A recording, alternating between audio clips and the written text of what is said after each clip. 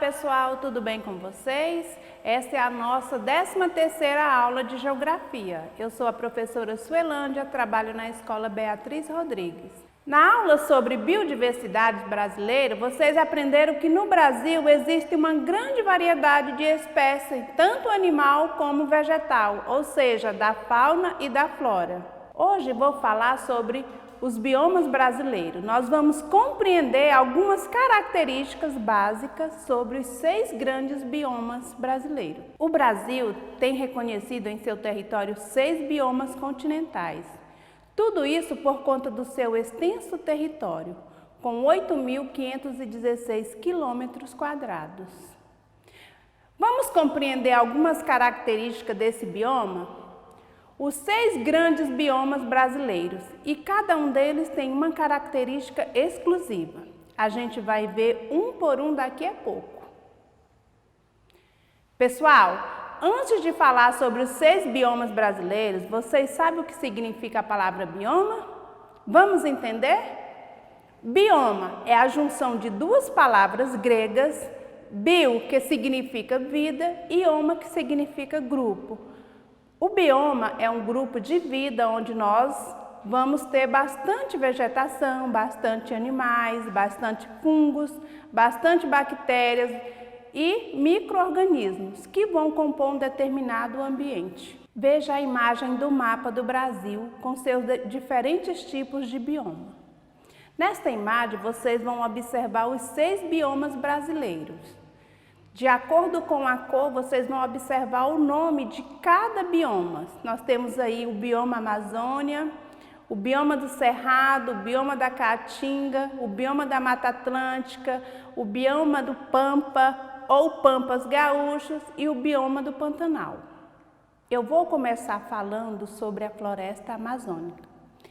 É a maior do mundo. Observe a imagem da fauna e da flora.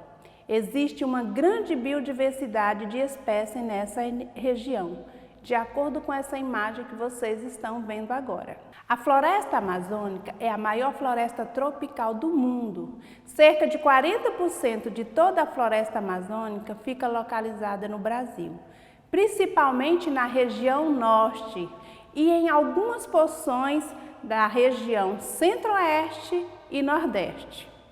O clima dessa região é do tipo equatorial. Por que recebe esse nome equatorial? Porque fica próximo ao trópico do Equador. A incidência de luz solar naquela região é muito grande. As temperaturas são bastante elevadas, em média de 22 a 28 graus durante o ano. Então, os índices pluviométricos são bastante altos na região amazônica, ou seja, o índice de chuva. A fauna desta região é a mais espetacular do globo terrestre. Inclusive, a maior diversidade de peixes no mundo localiza na floresta amazônica. E outros animais, como o boto, o peixe-boi, a onça-pintada e muitas tartarugas, roedores e macacos. A flora dessa região, ela é também extremamente diversa, com muitas árvores altas, densas, de copas enormes, próximas uma das outras. As folhagens são bastante grandes, muitas bromélias, ou seja, flor típica da região, e orquídeas, plantas que vivem em uma região bastante úmida, como na floresta amazônica. A gente não pode deixar de falar que a floresta amazônica é a maior reserva da biodiversidade do mundo. A Amazônia, como vocês podem ver, é um lugar muito importante para nós e devemos preservá-la. Então, pessoal, vamos falar um pouquinho sobre o tipo de bioma, a savana brasileira, ou seja, o cerrado brasileiro, o bioma do nosso Tocantins, da região centro-oeste. O Cerrado é o segundo maior bioma do Brasil, ocupando cerca de 22 a 24% do nosso território. Ele está localizado principalmente na região centro-oeste e algumas manchas de cerrado nas regiões norte, nordeste e sudeste. O clima é tropical sazonal. Nesse clima, o verão é bastante quente, mas apresenta chuvas E o inverno costuma ser quente e ter um período de seca muito longo. A fauna do cerrado é composta por muitos mamíferos, aves, répteis, anfíbios, peixes. A fauna do cerrado também se mistura com a fauna amazônica, fauna da Caatinga e da Mata Atlântica, porque são regiões muito próximas a esse bioma. O exemplo, animal típico do nosso cerrado é o lobo-guará. Em relação à flora, a vegetação do cerrado é muito diversa. As árvores não são muito altas, os troncos são retorcidos. A característica principal da vegetação do cerrado é a presença de raízes bastante profundas, porque o ambiente é muito seco. Essas plantas elas precisam buscar água em regiões mais profundas, próximo aos lençóis freáticos. Agora, pessoal, nós vamos falar sobre o Pantanal. Observe a imagem dessa região. O Pantanal é o menor bioma brasileiro, pois ocupa cerca de 2% do nosso território. Ele ocupa o estado do Mato Grosso e Mato Grosso do Sul. O clima é do tipo tropical continental, onde o verão é bastante quente e chuvoso e o inverno um pouco mais frio e seco. A fauna do Pantanal é rica com bastante espécies de mamíferos, anfíbios, répteis e alguns invertebrados, e principalmente aves, pois possui a maior diversidade de aves do mundo. E dentre esses tipos de aves, temos o tuiuiu, a ave símbolo do Pantanal. A sua flora ela se assemelha ao cerrado, com vegetação de pequeno e médio porte, como a da Amazônia. Agora vamos falar sobre o bioma da Caatinga. Observe bem essa imagem. A Caatinga é um bioma exclusivo do Brasil, pois não existe em nenhum outro lugar do mundo um bioma parecido ou idêntico a ela. O nome Caatinga é um nome indígena que significa Mata Branca. Vamos entender por que o significado da palavra Caatinga, Mata Branca? Essa denominação Mata Branca pelos indígenas é porque a sua vegetação e o seu clima são bastante secos e a mata parece que não tem vida e nem cor. Ela se localiza predominantemente na região Nordeste, ocupando cerca de 12% do território brasileiro e algumas partes de Minas Gerais.